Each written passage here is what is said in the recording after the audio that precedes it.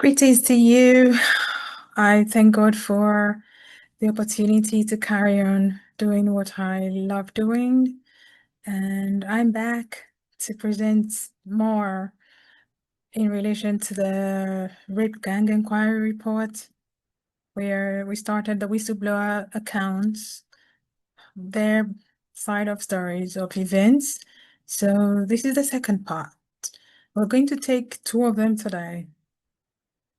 Let's go because I have a very interesting fellow whose account was included. So come with me.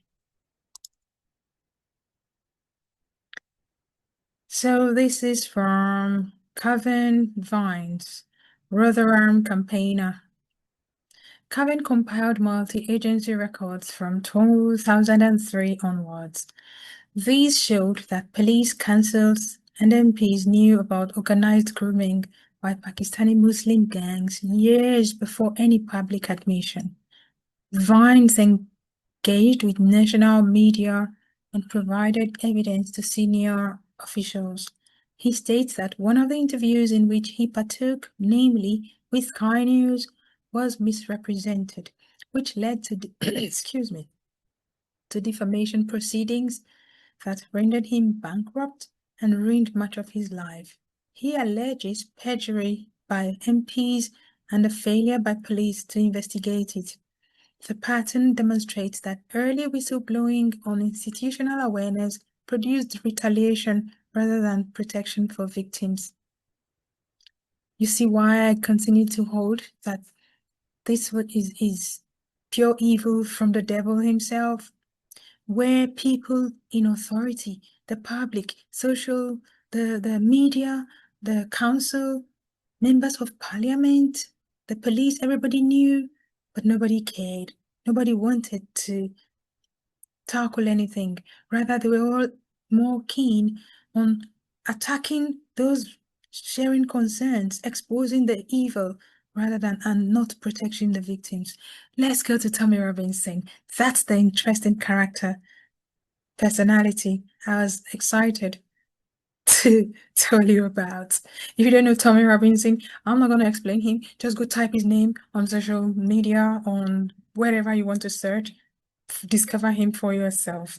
But this man, God bless him. Tommy Robinson documented grooming patterns after the exploitation of a close female relative at age 14.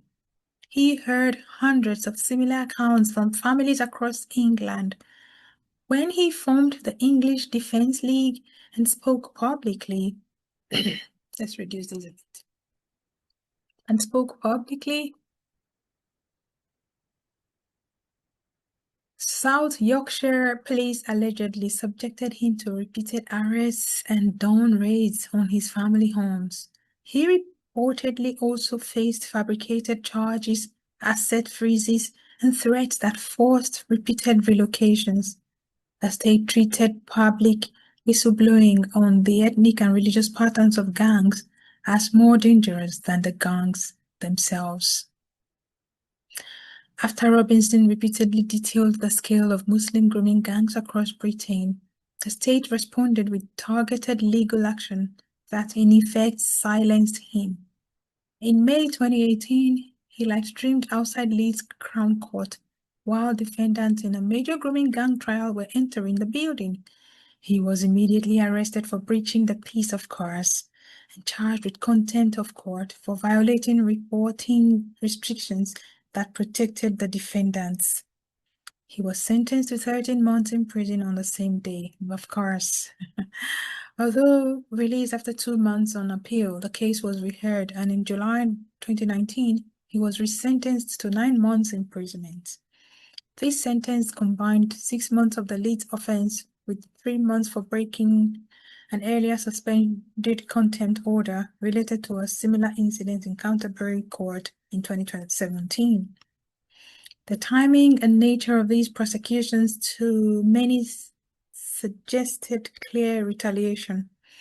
Robinson had been one of the most high-profile voices highlighting the grooming gang scandal at a time when authorities in Rotherham, Rochdale, and elsewhere were still denying its existence or suppressing evidence.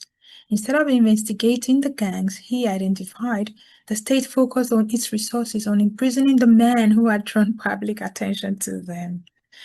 The contempt charges ensured that his reporting on ongoing trials was criminalized while the grooming networks continued to operate, of course.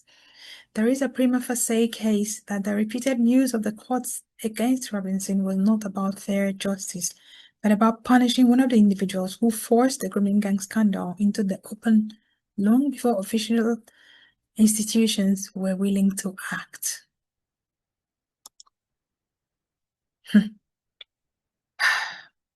They were quick, fast track, apprehended him, gave all the trumped up charges, where they failed grossly to protect even one child from the rape gang. Whistleblowers, people exposing the evil in the land, were demonized, witch hunted. The full maximum hand of the law was dealt on them, while the gang, the criminals, the real demons that had free reign running everywhere, like we see today. People from that same religion wreaking havoc everywhere in the world, and people are cheering them on, cheering them as they try to do whatever they think they could do to Israel. People are cheering them on, not remembering that if they succeed with Israel, they're coming for us all. But I thank the God Almighty we serve, who is protecting Israel, because Israel shouldn't be here anymore. Anyway, this is not about Israel. I thank God for the whistleblowers who gave their accounts, who shared bravely. May God bless them. May God help them to recover from the trauma, the wickedness that was meted on them for no reason. Thank you for your time.